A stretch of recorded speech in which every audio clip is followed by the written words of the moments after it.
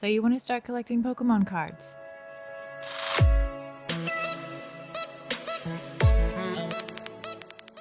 Hey, it's Kim and welcome back to Pokemon Breaks.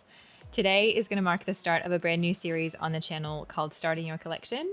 I've gotten a few questions in my DMs about the basics of Pokemon collecting and how to identify rare cards and where to start. So I'd like to start a series that is hopefully helpful for you. If you have any questions about Pokemon collecting or starting your collection in general, please leave me a comment down below and I'll do my best to answer it in a future video. If you'd like to keep in touch with me, I am Pokemon Breaks on Instagram, Twitch, and YouTube. It would mean the absolute world to me if you followed or subscribed, and hopefully we can keep in touch. I'd love to be friends. Today we're going to talk about Pokemon card rarity and how you can identify if you have cards in your collection that might be worth something. I've gotten this question a few times, so hopefully this is useful for you to have all of this information in one place. A lot of the time, when people are trying to learn more about cards they already have in their collection, they're not cards that were pulled straight out of a booster pack or box. They're cards that have been stored away for some time. So we'll start at the very beginning and how to identify what set your card has come from. If you look at the bottom left-hand corner of your card, you're going to notice a set symbol. I'm going to use this Chansey from Fusion Strike as my example because it's one of my favorite artworks. The set symbol for Fusion Strike looks like this. This is something you can look up really easily online. The website I would recommend is justinbasil.com. You can see the set symbols in reverse chronological order and pretty easily identify what set your card has come from. Next to the set symbol, you will notice for any cards manufactured since 2019, the regulation mark, which is a letter inside of a hexagonal shape. Currently, Fusion Strike has regulation mark E, and previous Sword and Shield sets had regulation mark D. This indicates competitive playability. Next to the regulation mark, you're going to notice the set number, and that indicates, first of all, the card that you are looking at out of the number of cards within the total set. It's important to bear in mind that the denominator of the set number is the number of cards in the base set, not including secret rares. So there may be occasions where you have special cards that actually have a bigger number on top, and that indicates that that card is beyond the base set number of cards. Next to the set number, you will see the rarity symbol. So there are a number of different rarity symbols that are used in Pokemon. The most common card that you will see is called a common, and that's going to have a black dot. Obviously, these are the most common cards that you will pull out of Pokemon packs. Most of the time, common cards are basic Pokemon, and that means that they haven't had a chance to evolve yet. They may or may not be able to evolve. The next level of rarity is called an uncommon, and that's indicated by a diamond symbol. Uncommon cards might be basic Pokemon or Pokemon that cannot evolve. They might also be stage 1 Pokemon, so they might be the first level of evolution from a basic Pokemon. The next level of rarity is a rare, and that's indicated by a star, which is black for a regular rare card. These may be stage 1 Pokemon or Pokemon that have evolved already. Rare cards may be stage 2 Pokemon, or they may even be Pokemon that are not able to evolve.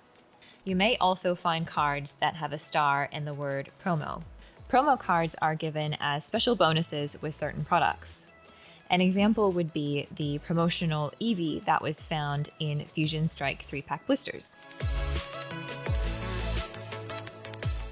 Within the levels of rarity of common, uncommon, and rare, you may notice that there are different textures and printing techniques.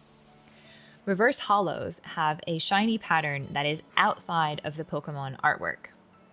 Reverse holos are relatively common to find because there is one in every single English booster pack. Essentially, any level of rarity, so common, uncommon, or rare, can be a reverse holo card.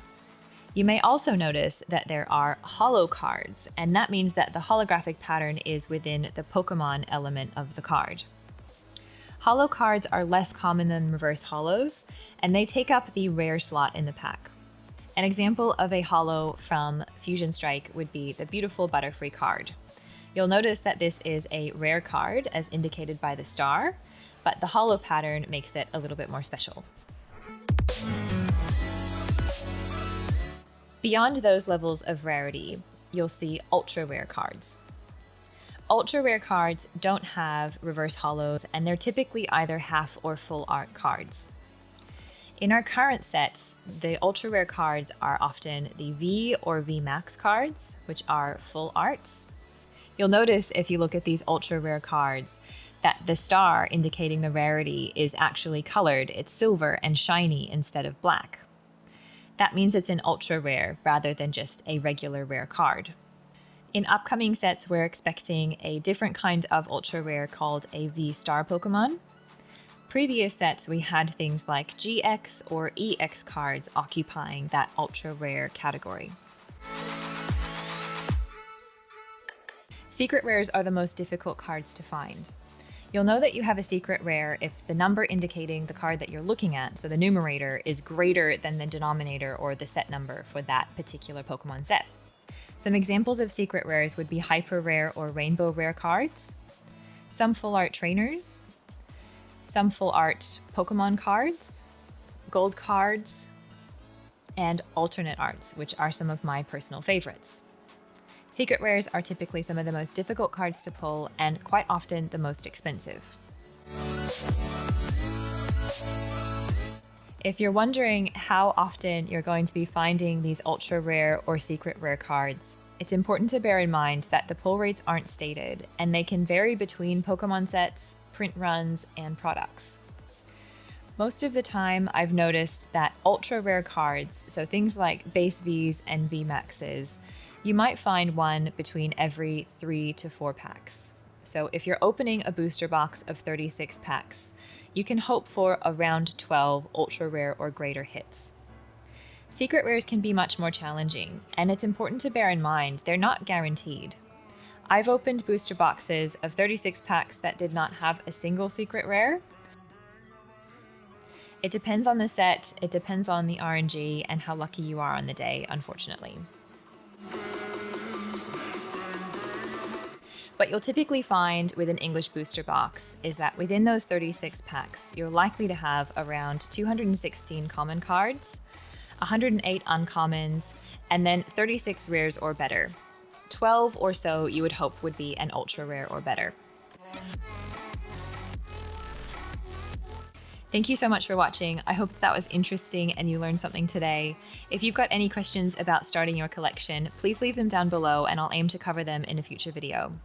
I'm Pokemon Breaks on Twitch, Instagram, and YouTube. It would mean the absolute world to me if you followed, liked, and subscribed. I'd love to be friends, so please keep in touch. Until next time, I'll see you around. Have a great day.